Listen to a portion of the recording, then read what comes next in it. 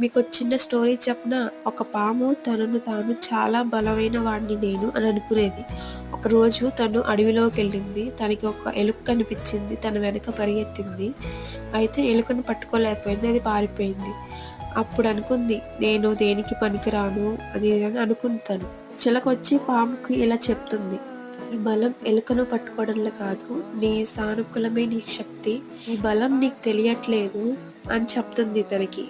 ఇప్పుడు ఆ పాము హ్యాపీగా వెళ్ళిపోయింది.